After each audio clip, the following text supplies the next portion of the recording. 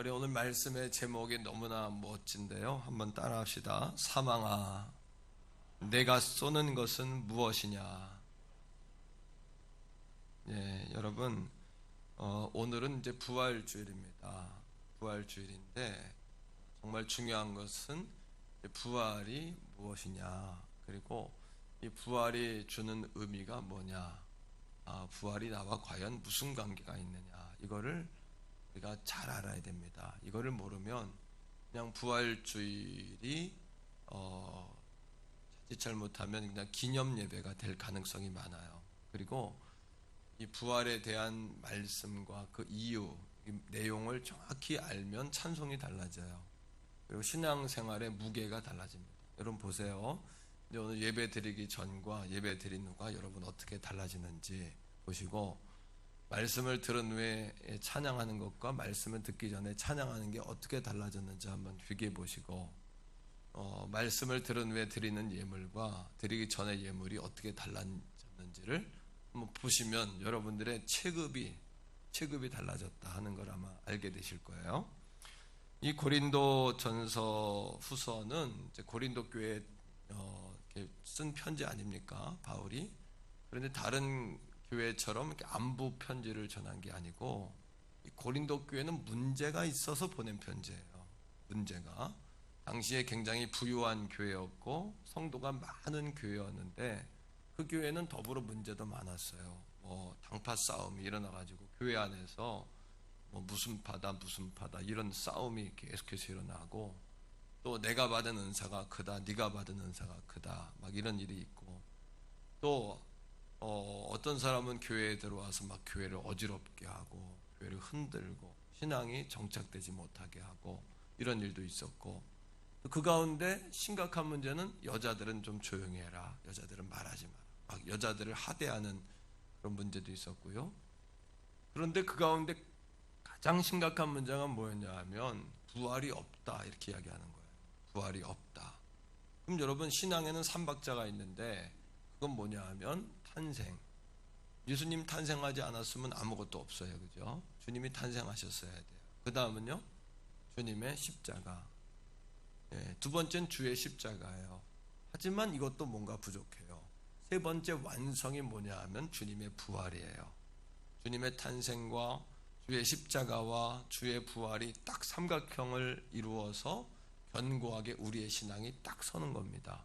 그런데 한 꼭지점인 부활을 흔드는 거예요. 이교도들이 막 들어와서 흔듭니다. 그래서 부활은 없다. 물론 불교나 다른 종교에 부활이라는 여러분 그런 역사 기적이 없잖아요. 그러니까 부활은 없다.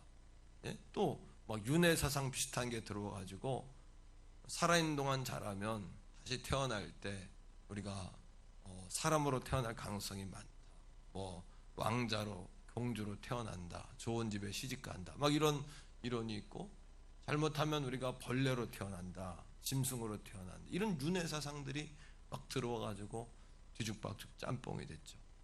그런데 이 부활의 신앙이 신앙의 정점이고 신앙의 정수고 신앙의 최고봉이고, 이 부활을 모르면 어떻게 보면 신앙을 모르는 것과 마찬가지예요.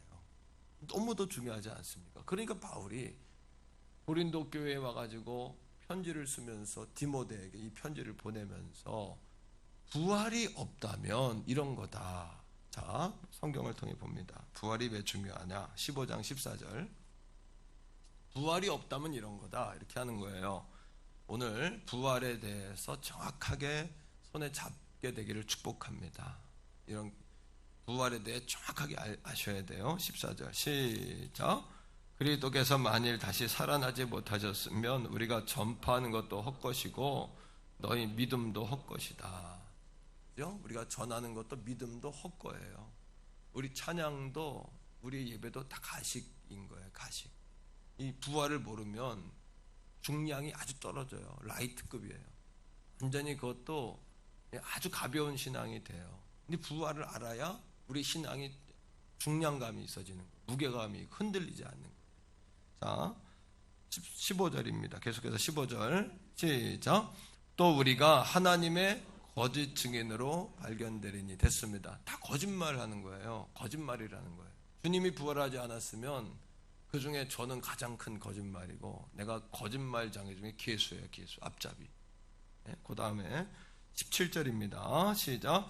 그리스도께서 다시 살아나신 일이 없으면 너희의 믿음도 헛되고 너희가 여전히 죄 가운데 있는 것이요. 그런데 고린도 교회에 쓴 편지는 1장에 보면 나오지만 고린도에 있는 그리스도의 성도들에게 보낸 편지란 말이에요. 그죠? 안 믿는 사람에게 보낸 편지가 아니에요. 그건 성도들에게 보낸 편지인데, 성도들 가운데에도 부활을 믿지 못하고 부활이 뭔지 모르는 그런 사람들이 있고 부활을 부인하는 사람들이 있다는 겁니다. 그렇다면 너희는 여전히 죄 가운데 있는 것이다. 구원받지 못한 것이다. 이런 얘기예요. 자, 그 다음에 18절 시작. 또한 그리스도 안에서 잠자는 자도 망하였다. 잠자는 자는 뭐예요? 예수 믿다가 돌아가신 분들이 주님이 오시는 그날에 우리도 부활한다. 그리고 천국에서 우리 다시 깨어난다. 저도 장례할 때 권사님, 집사님 이렇게 장례할 때 권사님, 아무개 권사님은 지금 죽은 게 아니라, 끝난 게 아니라 잠자고 있습니다. 그리고 지금 천국에서 깨어나십니다. 이렇게 말하는데 주님의 부활이 없다면 이것도 거짓말이에요. 얼마나 부활이 중요해요. 그죠? 자, 19절 시작. 만일 그리스도 안에서 우리가 바라는 것이 다만 이 세상의 삶뿐이면 모든 사람 가운데 우리가 더욱 불쌍한 자이리라. 우리가 정말 불쌍한 자다. 우리가 불쌍한 자다. 여러분, 그럼 뭐예요? 이 땅이 끝이면 이 땅에서 마음껏 먹고 마시고 하고 싶은 거 다 하고 살죠. 그냥 육체의 소욕을 따라서 그냥 말하고 싶은 대로 다 쏟아놓고 보고 싶은 거 다 보고 하고 싶은 행동은 다 하고, 오늘이면 끝인데 뭘 우리가 여러분 바랄 게 있습니까? 그러니까 우리가 가장 불쌍해. 우리는 이 땅이 끝이 아니라 영원한 세계가 있다고 믿고 그렇게 이 땅에서 영원한 세계를 준비하며 살잖아요. 이 땅은 영원한 세계를 준비하며 사는 그런 여러분 준비하는 삶 아닙니까? 그런데 부활이 없다면 누가 가장 불쌍하다? 아유, 그렇게 믿고 살았던 우리는 제일 불쌍한 거다. 이런 거예요. 그러니까 부활이 이렇게 중요해요. 요한복음 2장 22절에 보니까 주님의 제자들이 뭐라 그러냐면, 예수님의 부활하심 때문에 성경의 모든 의문이 풀렸대요. 이 너무 중요합니다. 읽어볼게요. 죽은 자 가운데서 살아나신 후에야 제자들이 이 말씀하신 것을 기억하고 성경과 예수께서 하신 말씀을 믿었더라 그랬어요. 사실은 베드로도 여러분, 주님 내 믿습니다, 주는 그리스도의 살아계신 하나님 아들입니다 라고 말했지만 실제로 덜 믿는 게 아니었어요. 왜? 예수님 부인했고 예수님 떠났어요. 그렇죠? 그리고는 언제 완전히 믿고 제자가 됐냐 하면, 마지막 부활하신 주님을 만나고도 갈릴리 바다로 떠났어요. 난 고기 잡으러 간다 그랬더니 6명이 우르르 따라갔어. 거기 도마도 따라가, 도마도. 그리고는 마지막에 요한의 아들 시몬아, 내가 나를 사랑하냐 라고 부활의 주님을 다시 만난 그때부터 베드로가 순교의 삶으로 가는 거예요. 그 부활하신 주님을 만나야 진짜 만난 거예요. 도마가 제자들이 다 모여 있을 때 혼자 떨어져 있었잖아요. 그리고는 다 봤다는데 나는 못 봤으니까 나는 손가락에 구멍 뚫린 손가락 넣어보고 옆구리에 손가락 넣어보기 전에 못 믿는다 그랬더니 예수님 뭐라 그러세요? 나타나셔가지고 도마야 손 만져봐라, 옆구리 손 넣어봐라, 그리고 믿는 자가 되라. 믿는 자가. 그랬더니 도마가 나의 주 나의 하나님 이렇게 고백하잖아요. 그러니까 우리가 제자들도 부활하신 예수님이 부활하신 후에야 이 하나님 말씀이 진짜구나, 정말 내 인생을 주님에게 던져도 되겠구나, 내가 목숨도 아까운 게 아니구나, 이거를 경험한 거예요. 그 부활이 얼마나 중요합니까? 그런데 부활이 중요한 것만으로 끝나면 안 돼요. 오늘 이 아침에 부활이 주는 그 능력을 알고 그 능력을 누리고 사셔야 돼요. 그걸 오늘 제가 고린도 전서 15장을 통해 우리 가족들에게 나누는 거예요. 너무도 중요하죠. 이게. 한번 따라합니다. 부활을 알고 부활을 누리자. 그럼 부활이 뭔지, 부활을 누리는 게 뭔지, 그러면 자, 고린도전서 15장 55절 보세요. 그냥 평소에 알았던 부활과 다른 부활을 보게 될 거예요. 자, 고린도전서 15장 55절이에요. 다 같이 읽어봅시다. 시작. 사망아 너의 승리가 어디 있느냐? 사망아 내가 쏘는 것이 어디 있느냐? 예수님의 부활로 인해서 사망은 죽음 아닙니까? 죽음. 데스. 죽음인데 죽음아 너의 승리가 어디 있느냐? 죽음아 내가 쏘는 것이 어디 있느냐? 비우는 거예요, 바울이. 사망아 쏴봐라, 쏴봐 이제. 왜? 예수님의 부활로 이 죽음이 쏘는 목표물 있죠. 목표물. 이 죽음은 쏘는 목표물이 있어요. 관역이 있다는 거예요. 죽음이 쏘는 관역. 관역을 딱 노리고 있다가 독침으로 팍 찔러요.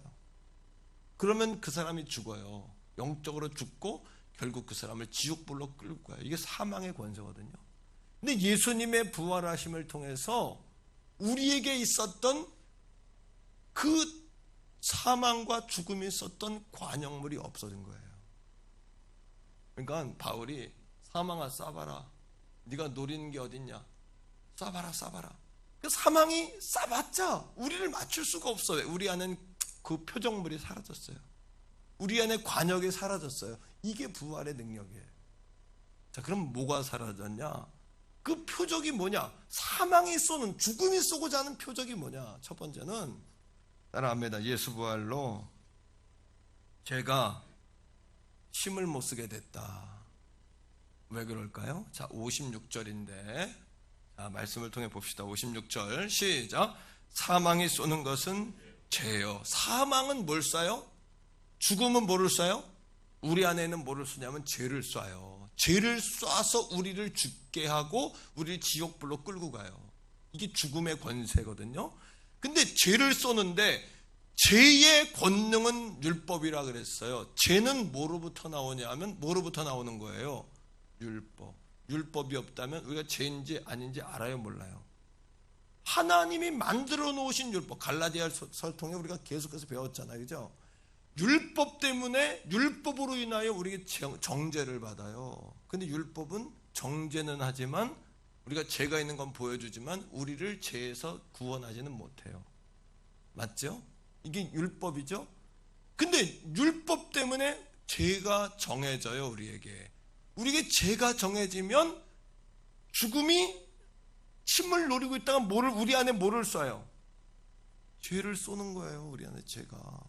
반대로 우리 안에 죄가 사라지면 사망의 표적이 없어지는 거죠. 죄가 사라지려면 뭐가 사라져야 돼요? 율법이 사라지고 율법을 충족시키고 율법을 완성시키는 뭔가가 있으면 돼요. 이게 뭘까요? 할렐루야. 깨달은 분은 아멘 합시다. 자, 예수 그리스도께서 오신 거예요. 뭐 하시려고? 율법 아래에 있는, 율법으로 다 정죄를 받았잖아요. 우리는 정죄를 받아서 깨끗한 사람이 없어요. 근데 예수님이 십자가에 죽으신 사건은 속량의 사건이에요. 우리의 죄를 용서하고 값을 대신 치르신 거예요. 그래서 그 사실을 믿음으로 믿는 자마다, 믿는 사람에게 의를 전가시켜 주신다 그랬어요. 의롭다고 하신다 그랬어요. 의를 인풋하시는 거예요. 인풋 집어넣어 주는 거예요. 우리에게 의가 없어요. 하지만 그걸 믿는 자에게 네가 의롭다라고 칭해 주시는 거예요. 할렐루야. 이게 구원이거든요. 이게 구원이에요. 자, 갈라디아서 4장 5절을 화면에 보여주세요. 자, 예수님이 오신 목적인데 이게 다 같이 읽어보십시다. 율법이 죄의 권능이에요. 율법만 완성되면 죄에서 자유해져요. 시작. 율법 아래에 있는 자들을 속량이 너무 중요한 교리예요. 우리 죄를 용서하고 돈, 값을 치렀다. 이게 속량이에요. 그죠?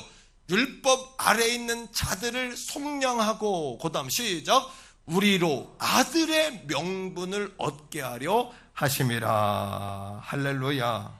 우리로 아들의 명분을 얻게 하게 하려고 예수 그리스도가 오신 줄 믿습니다. 그러니 여러분, 이제 예수 그리스도로 인하여 우리의 죄가 사라졌어요.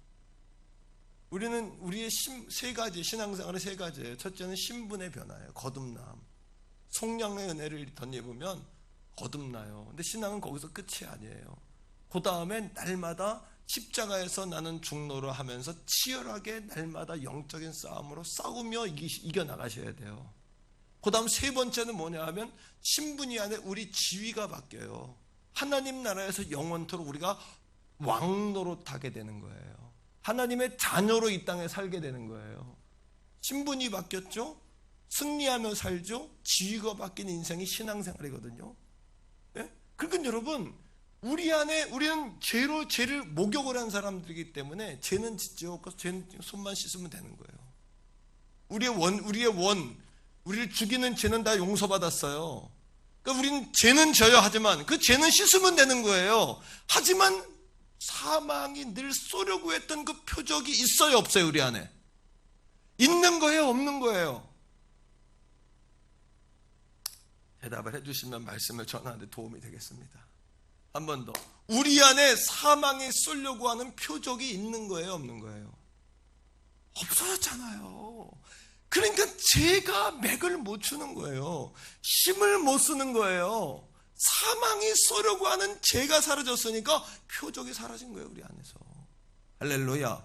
자, 17절 읽어보십시다. 자, 고린도전서 15장 여러분 17절인데 다 같이 다시 한번 읽어요. 부활에 어떤 능력이 있는지 시작. 그리스도께서 다시 살아날 신들이 없으면 우리의 믿음도 헛되고 너희가 여전히 죄 가운데. 왜냐? 속량은 우리에게 주신 은혜예요. 그죠? 그 다음에 부활은 마귀 권세, 죽음의 권세를 이기신 하나님의 승리예요. 확증이에요. 보증이에요. 할렐루야. 이 교리가 정확하게 우리 안에 서야 돼요. 그래야 구원론이 흔들리지가 않는 거예요. 예수 속량은 우리에 대한 거예요. 죽음은 마귀에 대한 거예요. 속량으로 구원하고 마귀에게 대하여 확증하신 거예요. 구원받았다. 살아났다. 할렐루야. 이겁니다, 여러분. 이겁니다. 근데 뭐예요? 마귀는 오늘도 계속해서 우리에게 이걸 가지고 흔들잖아요. 자, 두 번째 따라합니다. 예수님의 부활로 사망의 목표물을 잃고, 왜? 사망의 목표물을 잃었어요. 우리에게 이제 화살을 쏠 데가 없어진 거예요. 그러니까 사망, 죄를 통하여 항상 마귀는 우리를 흔들고 공격하는데 죄가 사라져 버렸어요. 우리 안에 속량됐어요. 그러니까 목표물이 사라졌어요. 그러니까 죄 가운데 거했던 우리들이 은혜 가운데 거하는, 주님 안에 거하는 사람이 돼버리니까 마귀가 힘쓸 길이 막혔어요. 그러니까 마귀가 맥을 못 죽이는 거예요. 이제는 따라합니다. 예수님의 부활로 마귀가 맥을 못 주게 되었다. 마귀에게도 권세가 있거든요. 자, 24절 고린도전서 15장 24절입니다. 세 가지 권세가 나와요. 24절에 시작. 그 후에는 마지막이니 그가 모든 통치와 모든 권세와 능력을 멸하시고 나라를 아버지 하나님께 바칠 때라. 세 가지 권세. 첫 번째는 통치.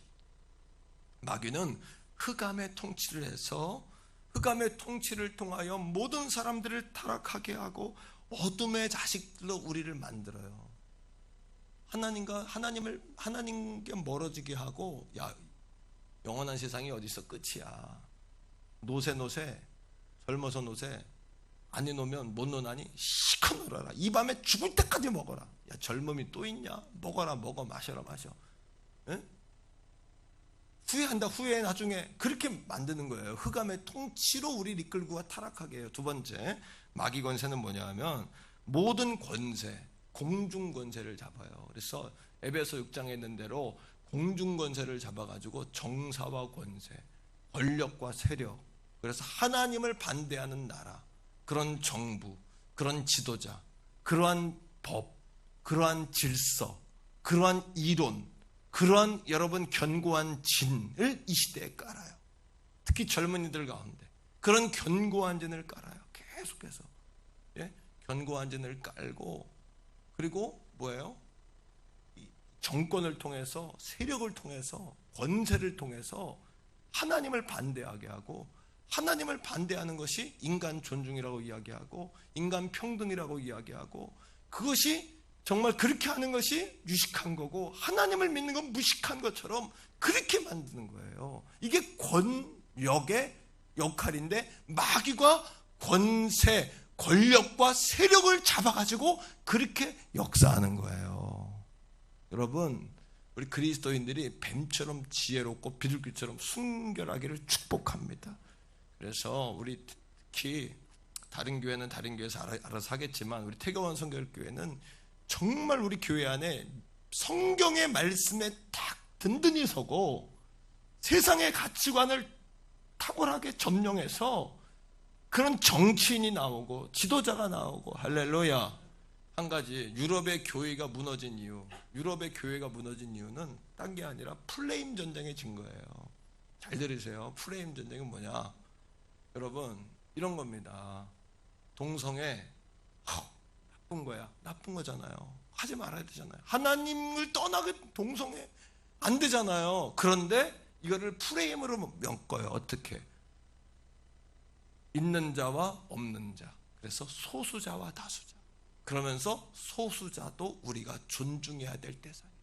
이렇게 프레임을 딱 짜가지고 있는 사람들이 없는 사람을 불쌍히 여겨야 되지 않냐. 그리스도인들이 주님의 사랑은 없는 사람들 소수자를 불쌍히 여긴 게 아니냐라고 프레임으로 딱 짜는 거예요. 그러면 꼼짝 못해요. 그러니까 여러분, 이런 프레임 전쟁이 광고, TV, 여러분 드라마, 영화, 음악 이런 걸 통해서 계속해서 사람들의 머릿속에 그러면 점점 동성애는 나쁘지만 소수자는 보호해야 되잖아요. 여러분 생각 속에 다 그런 거 있잖아요. 그렇죠? 소수자는 보호하고 약자는 보호해야 되잖아. 동성애는 나쁜 건데 동성애를 소수자란 프레임 속에다 싹 집어넣어 버리니까 어떻게 돼요? 이거에 유럽의 교회들이 맥을 못 추고 교회들이 소리를 못 내고 교회들이 말을 하면 평등을 깨트리는 게 되고 스스로 이웃을 사랑하라는 개념을 지키지 않는 이율배발적인 그런 종교로 가게 하는 거, 이거에 유럽이 망했어요. 사랑하는 성도 여러분, 이 나라 이 민족도 우리가 정말 우리 태교원 성결교회 젊은이들과 그래서 여러분 우리 태교원 성결교회 우리 장년 성도님들과 우리들이 하나님 말씀에 딱 붙들리면, 그러니까 부활을 오늘 잘 배우셔야 돼요. 그러면 세상이 시대가 분별이 되고 그래야 무식하다는 소리 안 듣는 거예요. 그리스도인들이 말씀 위에 서야.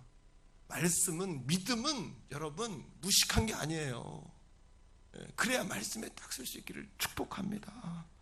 세 번째, 능력인데 어떤 능력을 마귀가 가지고 있냐면 사망, 죽이는 능력을 가지고 있어요. 지옥으로 끌고 가는 능력, 죽이는 능력. 그래서 계속해서 마귀가 죽음의 문제를 가지고 우리를 두렵게 해. 너 지옥 간다. 너 그러다 지옥 간다. 그 율법에 딱 매이게. 율법에 딱 매면 정죄감을 갖죠. 정죄감을 가지면 사망아 내가 쏘는 것이 무엇이냐. 내가 쏘는 것이 죄와 율법이다 그러잖아. 우리를 계속해서 그 프레임으로 마귀가 우리를 엮어가는 간단 말이에요. 히브리서 2장 14절 찾아보세요. 히브리서 2장 14절 화면에 띄워두세요. 히브리서 2장 14절이에요. 다 같이. 자, 마귀가 하는 역사가 뭔지를 잘 아셔야 돼요. 자, 2장 14절. 왜 예수님이 죽으셨고 부활하셨는지 시작. 자녀들은 혈과 육에 속하였음에 그도 또한 같은 모양으로 혈과 육을 함께 지니심은 죽음을 통하여 죽음의 세력을 잡은 자 곧 마귀를 멸하시고, 마귀는 죽음의 문제를 가지고 계속해서 우리를 괴롭히고 두렵게 해요. 죽는다 그러다가 죽는다 그러면 어떻게 돼? 무서워져. 그러면 우리가 어떤 일을 행할 때마다 자꾸 정죄감을 느껴. 율법의 나를 정죄감을 느끼고 나를 묶어. 그러면 그거를, 그 정죄감을 사망이라는 놈이 독침을 갖다 쏘는 거예요. 그럼 우리를, 그리스도인들도 지옥으로 끌고 가고 신앙생활에 자유가 없게 하고 이 죽음으로 우리를 고통받게 하는 거예요. 자, 2장 15절. 히브리 2장 15절이에요. 다 같이 시작. 또 죽기를 뭐함으로? 다 죽는 것 때문에 무서운 거예요, 우리가. 그런데 그 다음에 한평생 매여 종로로 타는 모든 자들을 놓아주려 하심이라. 할렐루야. 그러니까 마귀의 권세는 여러분 흑암의 권세, 공중의 권세, 권력과 세력, 그 다음 흑암의 권세, 음란과 어둠, 그 다음 사망의 능력, 우리를 죽음으로 끌고 간 능력. 그래서 우리가 여러분 정죄감을 가지고 예수 속량을 모를 때는, 정죄감을 가지고 살 때는 마귀가 죽음이라는 도구를 가지고 우리를 화살을 쏴서 지옥불로 끌고 가요. 그런데 예수님 부활하신 걸로 인하여 어떻게 됐어요? 예수님이 십자가에 죽으셔서 우리의 죄를 속량하셔서 우리 안에 율법에 대한 정죄감이 사라졌어요.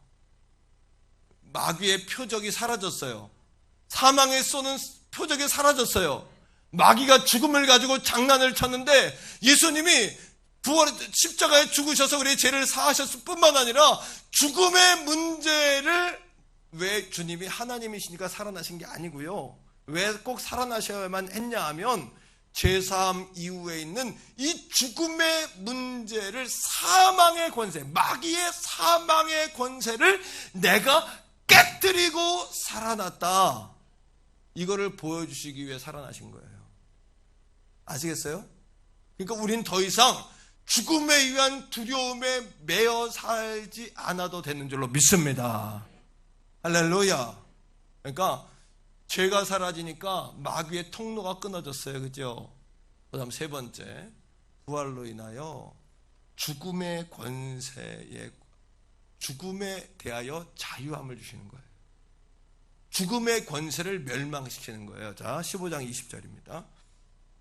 15장 20절 다 같이 읽어보세요. 시작.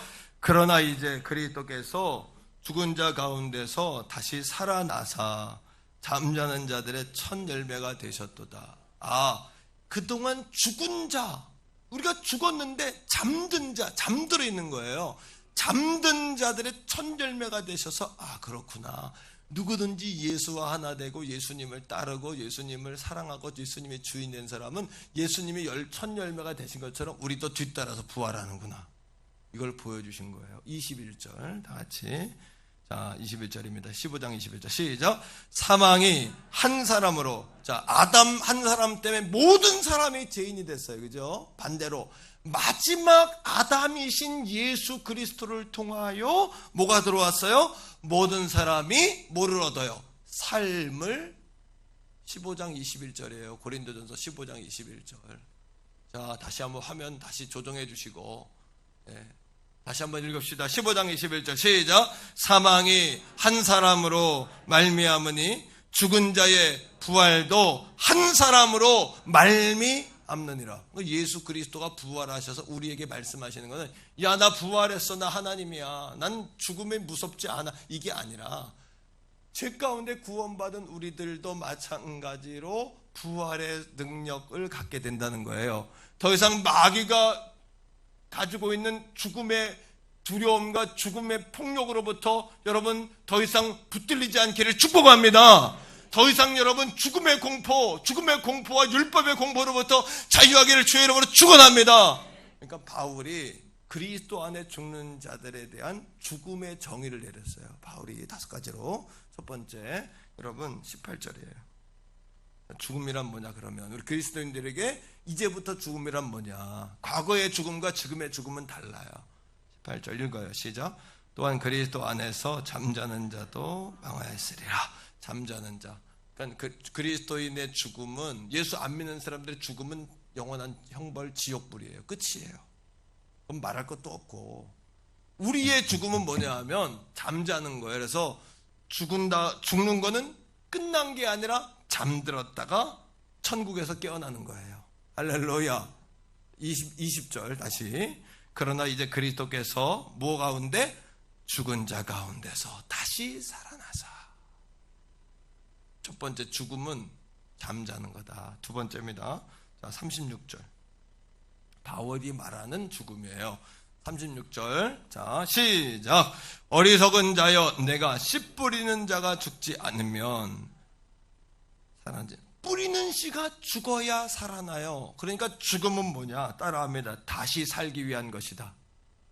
우리가 죽어야 사는 거예요. 씨를 뿌려야 싹이 트죠. 죽어야 사는 거예요. 죽어야 사는 거예요. 그렇다고 일부러 죽으면 안 돼요. 주님이 허락하시는 기간 동안 잘 사셔야 돼요. 세 번째, 53절. 그리스도 안에 죽음이 뭔지, 이게 부활이에요. 자, 부활을 가진 사람은 이렇게 죽음이 달라져요. 53절 시작. 이 썩을 것이 반드시 썩지 아니할 것을 입어요. 썩을 것은 뭐냐면 육체. 우린 다 썩어요, 죽으면. 그죠? 근데 죽으면 썩는데 죽으면 썩고 썩지 아니할 것을 입는 것이 부활이다. 자, 53절 다시. 죽을 것이 죽지 아니함을 입는 것이 죽음이다. 우린 죽는 게 아니라 다시 죽지 않는 것을 입는 거예요. 이 그리스도인의 죽음이에요. 할렐루야. 그러니 여러분, 마귀는 죽으면 지옥이야, 이건 무서운 거야. 하지만 그리스도인들은 죽으면 깨어나는 거야. 죽으면 살아나는 거야. 죽으면 죽지 않는 것을 입는 거야. 달라졌어요. 그죠? 우리 그리스도인들의 죽음은 달라요. 그러니까 이 부활이 그런 능력이 있어요. 네 번째, 40절 고린도전서 15장 40절이에요. 같이 읽겠습니다. 시작. 하늘에 속한 형체도 있고 땅에 속한 형체도 있으나 하늘에 속한 것의 영광이 따로 있고 땅에 속한 것의 영광이 따로 있어요. 땅에 속한 것은 뭐냐? 육체요. 하늘에 속한 것은 뭐냐? 죽은 후에 우리의 영이요. 그러니까 죽음이란 뭐냐? 따라합니다. 하늘에 속하는 것이다. 네 번째, 그리스도인들의 죽음이란 마귀가 사망시켜가지고 지옥불에 넣는 게 아니라, 그러니까 두려운 게 아니라, 그리스도인들의 죽음이란 뭐냐? 다시 하늘의 형체를 입는 것이다. 자, 고린도후서 5장 1절 넘겨서 고린도후서 5장 1절. 자, 다섯 번째, 죽음이란 뭐냐? 그리스도인들의 죽음이거든요, 이게. 자, 고린도후서 5장 1절이에요. 시작. 만일 땅에 있는 우리의 장막집이, 죽음은 뭐야? 이 땅에서 우리의 집이 무너지는 거래요. 그 다음에 시작. 하나님께서 지으신 집, 곧 손으로 지은 것이 아니고 하늘에 있는 영원한 집이 우리에게 있는 줄 아느니라. 그러니까 그리스도인들의 죽음은 뭐냐 하면 이 땅에서의 집은 무너지고 하늘에서 하나님이 지으신 영원한 집을 얻게 되는 것인 줄로 믿습니다. 그러니 부활을 믿어야 이게 믿어지는 거거든요. 부활을 안 믿으면 이게 안 믿어지고, 이거는 목사님이 장례식 때 그냥 설교한 들어봤지만 이게 왜 그렇게 엮여지는지를 전혀 몰라요. 예? 그 예수님의 십자가를 통하여 우리의 죄를 사하셨어요. 우리에게 성령의 은혜를 주셨어요. 두 번째, 주님의 부활하심을 통하여 마귀가 장난질했던 죽음의 권세를 깨뜨리고 사망 권세를 이기셨어요. 세 번째, 말미암아 우리도 주님과 하나 되어지고 주님이 우리 마음에 오셔서 왕노릇하는 그 사람은 이제부터 죽음은 끝이 아니라 죽음은 다시 잠에서 깨어나는 것이다. 죽음은 하늘에 속하는 것이다. 죽음은 썩지 않는 것을 입는 것이다. 죽음이라는 것은 영원한 하나님의 준비하신 하나님 나라의 집을 얻는 것이다. 그러니까 어떻게 되는 거예요? 이렇게 믿다가 예수 믿다가 돌아가신 분들은 얼굴이 해와 같이 빛나고, 많은 분들은, 어떤 어머니는 그러시더래요. 천사가 나를 데려왔다 그래서 아들이 물었대. 엄마, 천사가 몇이 왔어? 그랬더니 천사가 6이 왔다 그러더래. 그러고 손을 쭉 올리고 주님 나를 받아주세요. 이런 분도 있고, 저희 할머니는 정말 돌아가시기 전에 나의 갈 길 다 가도록 찬송을 하다 돌아가시더라고. 그러니 여러분, 오늘 저와 여러분들의 마지막, 이 땅에서 잠들고 깨어나는 그 마지막이 이렇게 영화로울 줄로 믿습니다. 영화로울 줄로 믿습니다. 그러니까 괴로운 인생길 가는 몸이 평안히 쉴 곳 아주 없네가 아니라 고생과 수고가 다진 않어 광명한 천국에 편히 쉴 때 주님을 모시고 나 살리니 영원히 빛나는, 뭐라고요? 영광일세, 영광일세, 할렐루야. 영광일세, 내가 누릴 영광일세, 은혜로 주 얼굴 배옵나니. 다 같이 해요. 지극히 누릴 지극한 영광, 영광, 내 영광일세, 내 영광일세. 할렐루야. 사망아, 내가 쏘는 것이 무엇이냐? 내가 쏘는 것은 죄와 율법이요 죄의 권능은 율법이라. 사망아 너의 승리가 어디 있느냐, 사망아 내가 쏘는 것이 어디 있느냐. 바울이 비웃는 거예요. 예수 부활로 우리는 표적이 사라졌어, 우리에겐. 할렐루야. 그러니 여러분, 이 부활에 더 기뻐해야 할 줄로 믿고, 부활에 여러분 더 찬양해야 될 줄로 믿고, 이 말씀을 듣고 예물을 드려야 더 많이 드릴 텐데, 그죠? 왜? 너무 기쁜 거예요. 이게 보통 이게 역사가 아니에요. 우리 신분이 달라진 거예요, 신분이. 하나님 나라의 시민권을 가지고 산다는 게 이런 뜻이고, 하나님의 자녀가 되었다는 게 이런 뜻이고, 주의 백성이 되었다는 것이 이런 뜻인 줄로 믿습니다. 자, 고린도 전서 15장 계속해서 54절 읽어보세요. 자, 뭐라고 이야기해요? 자, 죽음의 권세가 완전히 맥을 못 쳐요, 이제 우리 앞에서. 그런 예수 믿는 사람이 예수 믿는 게 가장 고상함이에요. 이게 가장 유식한 거고, 가장 고상한 거고, 가장 복된 길인 줄로 믿어요. 할렐루야. 54절. 자, 15장 54절. 시작. 이 썩을 것이 썩지 아니함을 입는 거예요. 죽는 거는. 그 다음에 이 죽을 것이 죽지 않는 것을 입는 거예요. 근데 그 다음에 시작. 사망을 삼키고 이기리라고 기록된 말씀이 이루어지느니라. 왜? 사망을 삼켜버려. 이제는 사망을 삼켜버려요. 예수님이 속량하시고 그 다음에 3일 만에 부활하셔서 마귀가 늘 가지고 장난쳤던, 우리를 두렵게 했던 죽음을 깨뜨리셨어요. 죽음 권세를 깨뜨리셨어요. 마귀 권세를 깨뜨리셨어요. 그러니까 우리도 이제 그리스도인들의 죽음은 뭐냐? 썩지 않는 것이 썩는 것이 썩지 않는 것이 삼킴을 당하는 거고, 죽는 것이 죽지 않는 것이 삼킴을 당하는 거고, 그때 우리가 사망을 삼켜버려. 이제 죽음을 삼켜버리고 예수님처럼 사망 권세를 깨뜨리고 부활하신 주님으로 우리도 승리하는 줄 믿습니다. 할렐루야. 이게 여러분, 박수 한번 해봐요. 진짜 우리 주님 너무 감사한 거야. 이게 복음의 은혜와 복음의 역사를 깨닫고 나면 우리 교회 복이에요. 갈라디아 강해했죠. 신약 통독했죠. 그러니 이 말씀이 눈에 확 들어오잖아요. 그죠? 수준이 정말 몇 계단 뛴 거예요. 우리가 지금 이 말씀을 보면서, 야, 부활이 이런 능력이 있구나. 여러분, 그러나 중요한 거 결론이에요. 이 부활이 내 능력인 사람이 있고, 어떤 사람은 부활이 그냥 부활하셨구나, 부활절이네, 이런 사람이 있어요. 뭔 차이일까요? 갈라디아 2장 20절에 보니까 그런 적이 이제 내가 그리스도와 함께 십자가에 못 박혔나니, 다시 말하면 씨앗이 심겨서 죽어야 새로운 열매를 맺는 것처럼 죽지 않는데 어떻게 열매 맺겠어요? 내가 그리스도와 함께 십자가에 죽어야 내가 그리스도와 함께 무덤에서 부활하는 줄로 믿어요. 내가 죽는 게 뭐예요? 내가 죄가 죽은 거고, 율법의 정죄가 죽은 거고, 나의 옛사람 자아가 죽은 거잖아요. 내가 이젠 그리스도와 내 안에 사는 것이라, 내가 그분을 믿는 믿음 안에 사는 것이다. 이게 뭐예요? 내가 이제 정죄감에 들리지 아니하고 주님이 열어놓으신 생명의 길, 성령의 길을 따라 하나님을 아버지라 부르며 성령의 인도하심을 따라 할렐루야 춤출 일. 아유, 그러니까 이 말씀을 듣고 찬양을 하면 달라지고, 이 말씀을 듣고 집에 들어갈 때 여러분들의 영적 체급이 달라지는 거예요. 영적 체급이 달라질 줄로 믿습니다. 할렐루야. 자, 한 절 더 봐요. 고린도전서 15장 여러분 26절이에요. 자, 26절, 25절, 26절 두 절을 같이 읽읍시다. 25절, 26절 시작.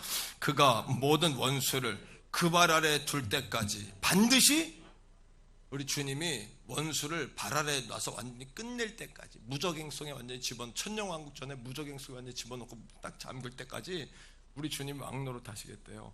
그 다음에 6절에 뭐라 그래요? 시작. 맨 나중에 멸망받을 원수는 사망. 죽음이라는, 주님이 이 땅에 다시 오셔서 천년왕국이 시작될 때에, 사랑하는 성도 여러분, 그때는 죽음이 있어요, 없어요? 그때는 죽음이 없어요. 주님 이 땅에 왕노릇 하시는, 이 땅에 재림하시는 그날 오셔서 여러분 7년 대환란 통과하고 천년왕국이 오고 무적용 속에 귀신들이 완전히 마귀들이 들어간 이후에는 사람이 살고 죽는 게 없어요. 그러니까 사망, 마지막 원수, 우리를 사람을 죽이는, 이제 우리가 죽는 게 아니라 그랬죠? 죽는 게 아니라 깨어나는 거예요. 우리는 오히려 죽는 게 아니라 얻는 거예요. 죽는 게 아니라 덧입는 거예요. 죽는 게 아니라 처소가 맡기는 거예요. 죽는 게 아니라 새로운 영화로운 영체가 되어지는 거예요. 근데 막 그때 마지막 순간에 27절 6절이 말하는 것처럼 맨 나중에 멸망받을 원수는 사망이니라. 사망이니라. 사랑하는 성도 여러분, 죽음 때문에 두려워하지 않기를 축복합니다. 그러니까 이 사실이 확실히 믿어지니까 12제자 가운데 10분이 순교의 자리를 기꺼이 간 거예요. 왜? 이 내가 주님 배반하지 않고 이 고통의 순간 잠깐 눈 꽉 감고 참으면 깨어난다. 내가 깨어나면 썩지 않을 것이 입는다. 내가 깨어나면 하늘에 집이 있다. 내가 깨어나면 주님 품에 안겨있다. 할렐루야.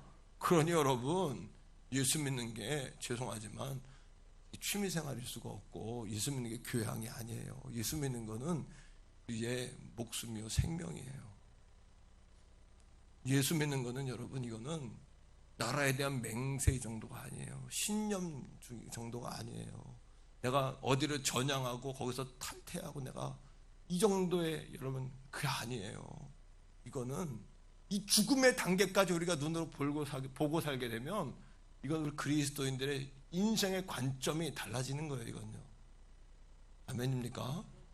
그러니까 이 부활의 능력이, 예수님과 함께 내가 십자가에 죽고 내가 날마다, 그 사도 바울이 21절에 이렇게 이야기해요. 자, 15장 21절 보세요. 15장 21절에 31절에 사도 바울이 뭐라고 그러는지 보세요. 자기가 자랑할 게 있대. 바울은 자랑을 안 했는데 우리처럼 자랑을 잘 안 해요. 바울은 자랑할 게 있다고 자랑을 하는데 뭐라고 자랑하냐면, 시작. 형제들아, 내가 그리스도 예수 우리 주 안에서 가진 바 너희에 대한 나의 자랑을 두고 난 자랑, 내가 자랑거리가 있다. 시작. 나는 날마다 죽노라. 이게 왜 자랑일까요? 내가 날마다 십자가에 죽어야 내가 날마다 예수 부활로 사는 거를 아니까 보통 똑똑하고 이 사람이 영적 세계를 꿰뚫은 사람이 아닌 거야. 그러니까 여러분, 세 가지. 구원받은 신분으로만 살 수가 없어요. 구원받은 신분으로 그 다음에 죄 안 짓나요? 날마다 십자가에 내가 죽음을 고백하며 사셔야 돼요. 자아를 부인하고 나도 죽은 십자가, 성령님 도와주세요라고 날마다 부르며 사셔야 돼요. 그리고 날마다 죽고 그 다음에 우리가 점점점 성화되다가 성결의 은혜를 경험하고 주님 오시는 그날에 영화로운 재림의 그날에 영화로운 영광스러운 존재로 화하는 줄로 믿습니다.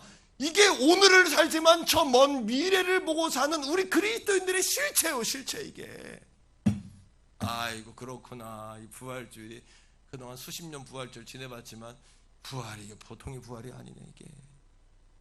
근데 이게 느껴지지 않으면 부활주일은 오늘도 크리스마스나 크리스마스 때 과자 받고 빵 먹듯이 부활주일은 계란밖에 생각 안 나는 거고 2000년에 그래 주님 부활했지. 오늘 이 아침에 우리 가족들은 다 달라진 줄로 믿어요.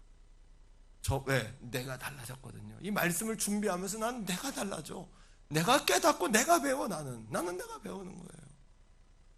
여러분, 세계 제2차 대전 중에 있었던 일이에요. 독일이 전 유럽을 폭격을 했잖아요.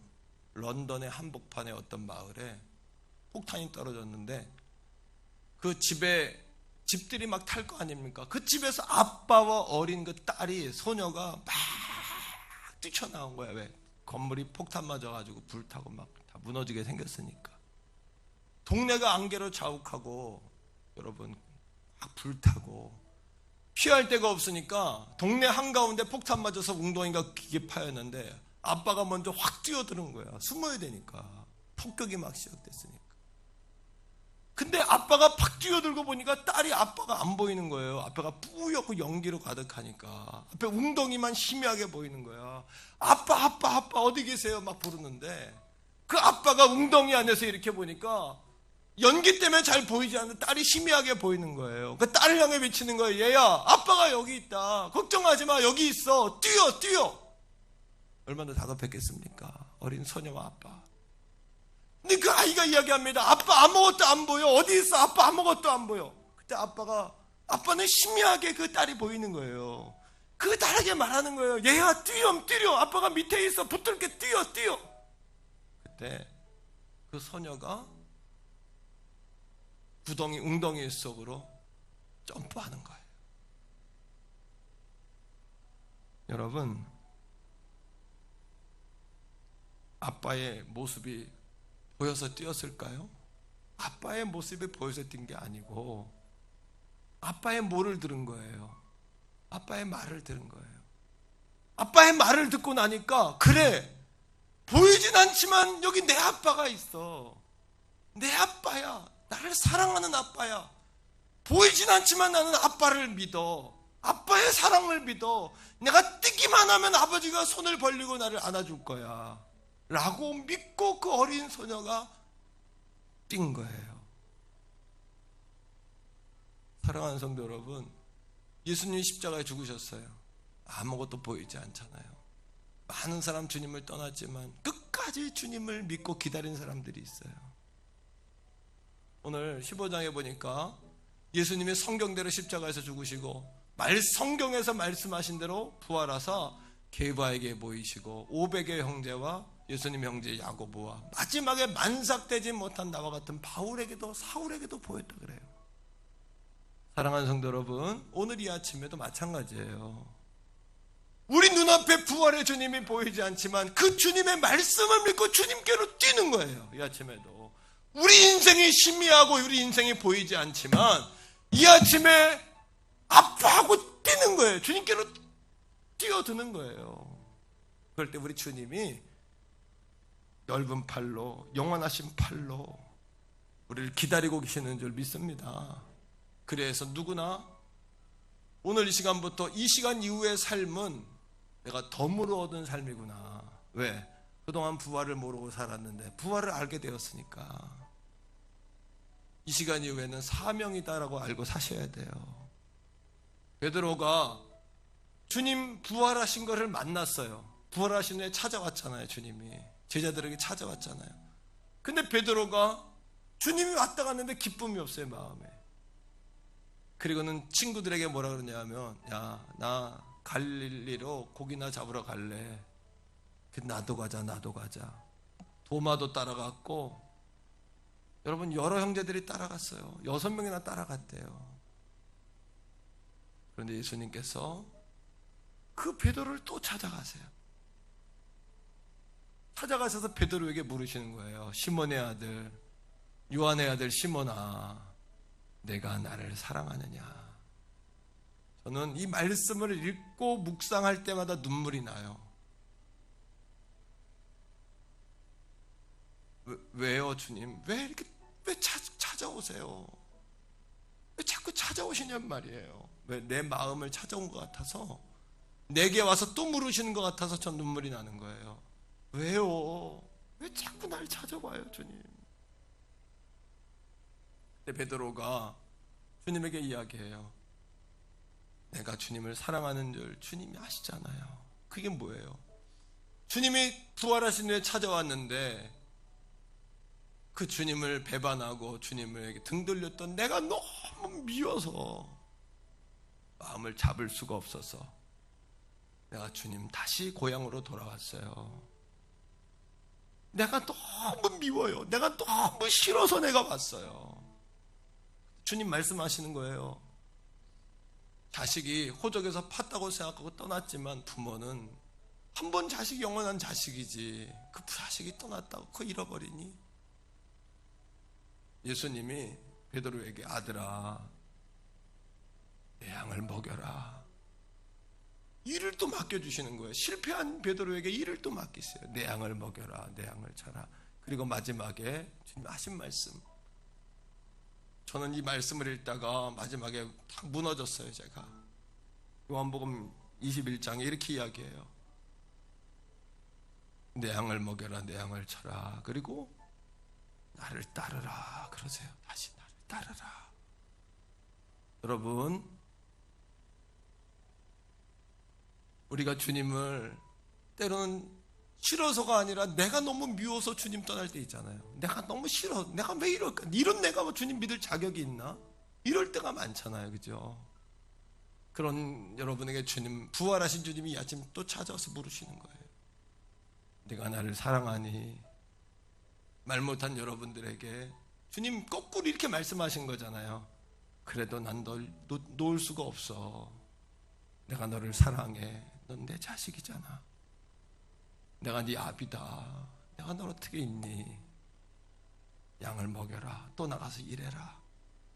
또 나를 위해 일해라. 또 나를 위해 일해라. 사랑하는 성도 여러분, 2020년 부활절 이 시간 이후부터는 우리에게 주어진 삶은 사명이다 생각하고 삽시다. 사명이다 생각하고, 그리고 사망아 네가 쏘는 것이 어디 있냐? 사망아 너의 승리가 어디 있냐? 비웃으며 사는 거예요. 이젠요 죽음도 두려워하지는 우리들이 됐어요. 이젠 우리 태교원 성결교회 우리 가족들과 종을 주님이 사랑하신다고 생각해요. 나는 그렇게밖에 해석이 안 돼요. 나는 사랑하신다 하나님께서. 이렇게밖에는 모든 것이 안 풀어져요. 아무리 생각해봐도 사랑하신다. 이 시간 같이 한번 기도할게요. 이 시간 뭐 다른 기도 필요 없어요. 너무 크게 주여 외치지 말고 주님과 여러분 사이에 다시 갈릴리 바다로 찾아오신 주님 주여 하고 여러분 신앙을 고백하세요. 다시 사랑을 고백하세요. 주님 감사해요. 우리 같이 한번 주여 부르고 기도합니다.